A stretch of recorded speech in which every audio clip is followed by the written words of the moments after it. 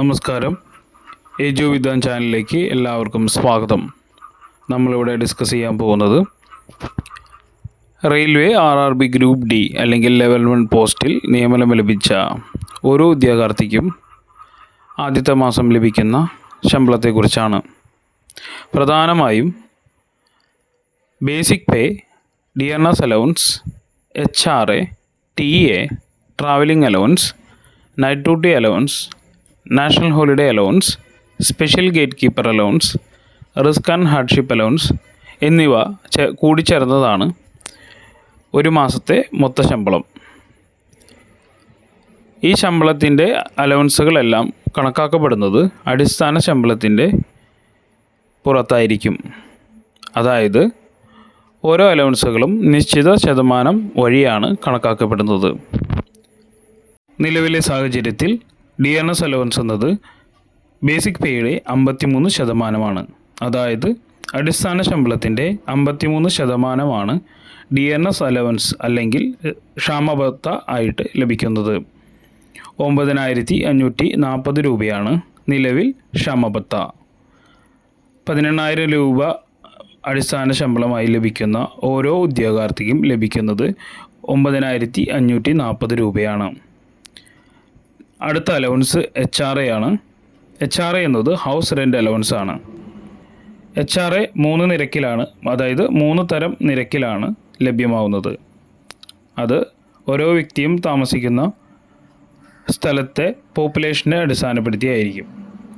വലിയ സിറ്റികളിൽ താമസിക്കുന്നവർക്ക് കൂടിയ നിരക്കിലും ഗ്രാമപ്രദേശങ്ങളിൽ താമസിക്കുന്നവർക്ക് കുറഞ്ഞ നിരക്കിലുമാണ് HRA ലഭ്യമാക്കും. നിലവിൽ HRA XYZ കാറ്റഗറികൾ എന്നായിട്ട് തരംതിരിച്ചിരിക്കുന്നു.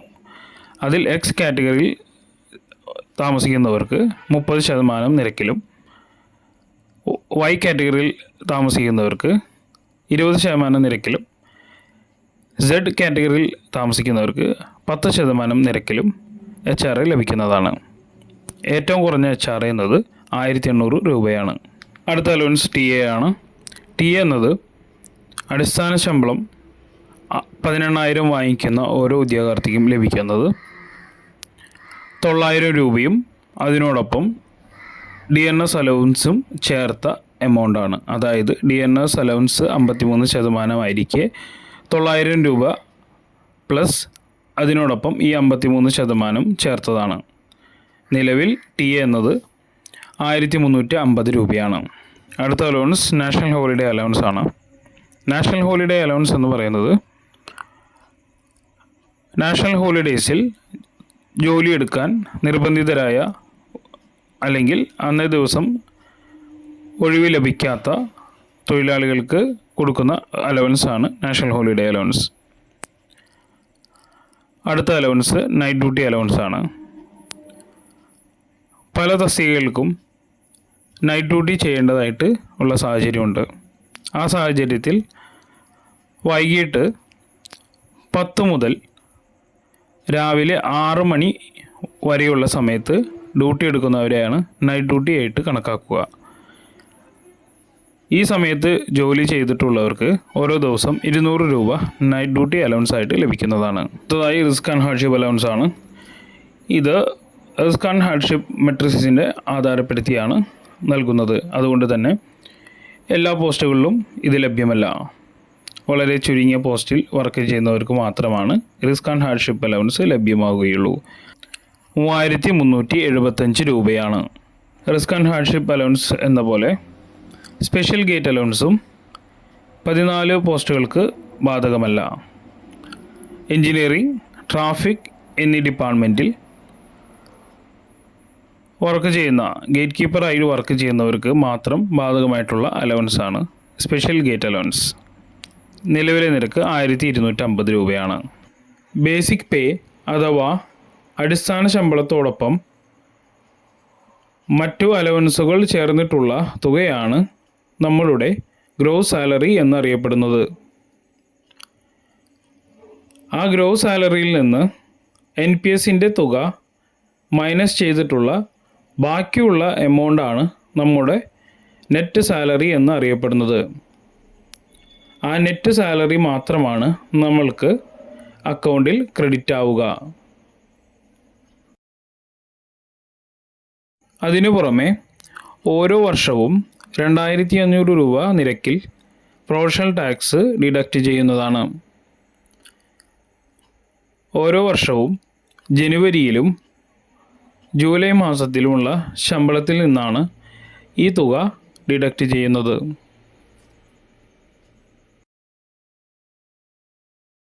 ഇപ്പോൾ ഗ്രൂപ്പ് ഡി എഴുതാൻ പോകുന്ന അല്ലെങ്കിൽ ആഗ്രഹിക്കുന്ന ഓരോ ഉദ്യോഗാർത്ഥിക്കും സന്തോഷം പകരുന്ന ഒരു വാർത്തയാണ് ഞാനിവിടെ പറയാൻ പോകുന്നത്.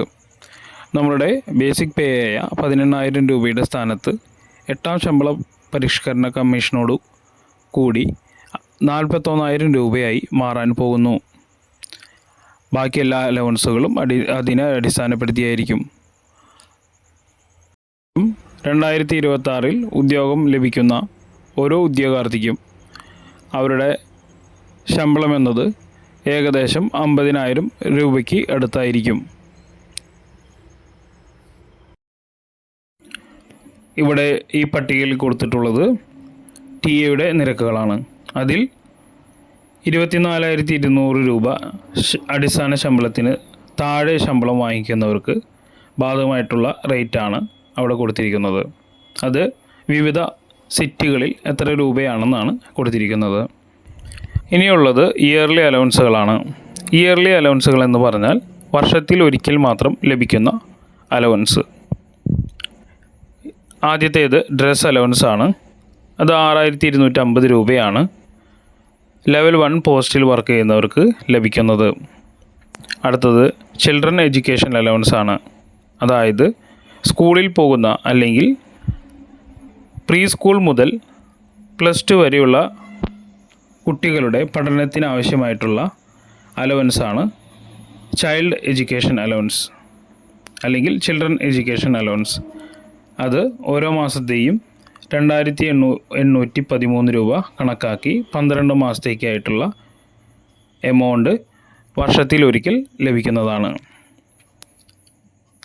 അതിനോടൊപ്പം shoes, reflector, helmet, soap, torch എന്നിവയും ലഭിക്കും. പ്രധാനമായും 3 ലീവുകളാണുള്ളത്. ആദ്യത്തേത് ക്യാഷ്വൽ ലീവ്. അതൊരു വർഷം 10 ദിവസമാണ് ലഭിക്കുക. അടുത്തത് ലീവ് ഓൺ ആവറേജ് പേ അല്ലെങ്കിൽ LAP. ഒരു വർഷം 30 ദിവസമാണ് ലഭിക്കുക. അതിനുശേഷം LHAP അഥവാ ലീവ് ഓൺ ഹാഫ് ആവറേജ് പേ. ഇത് 20 ദിവസം ആണ് ഒരു വർഷത്തിൽ ലഭിക്കുക. പിന്നീടുള്ള പ്രധാനപ്പെട്ട കുറച്ച് ലീവുകളാണ്. വളരെ കുറച്ച് ലീവുകൾ മാത്രമാണ് ഞാനിവിടെ മെൻഷൻ ചെയ്തിട്ടുള്ളൂ. ആദ്യത്തേത് മറ്റേണിറ്റി ലീവാണ്.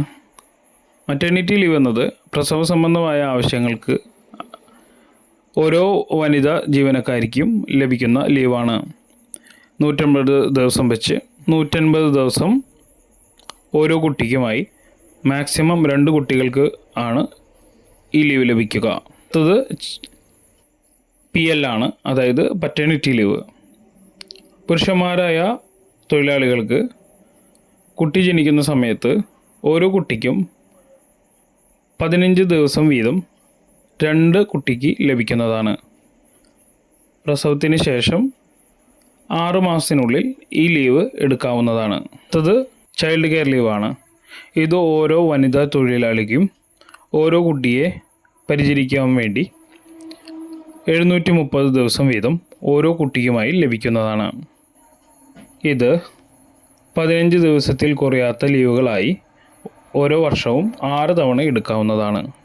ആദ്യത്തെ 730 ദിവസത്തേക്ക് 100% ശമ്പളവും പിന്നീടുള്ള ലീവുകൾക്ക് 80% ശമ്പളവും ലഭിക്കുന്നതാണ്. ഇതുവരെ വീഡിയോയിൽ പറഞ്ഞ കാര്യങ്ങൾ നിങ്ങൾക്ക് വ്യക്തമായിട്ടുണ്ടെന്ന് കരുതുന്നു. ഗ്രൂപ്പ് ഡിയെക്കുറിച്ച് എന്തെങ്കിലും സംശയങ്ങളോ കൂടുതൽ വിവരങ്ങൾ അറിയാൻ വേണ്ടിയോ കമൻറ്റ് ബോക്സിൽ കമൻറ്റ് ചെയ്യാവുന്നതാണ്. Thank you.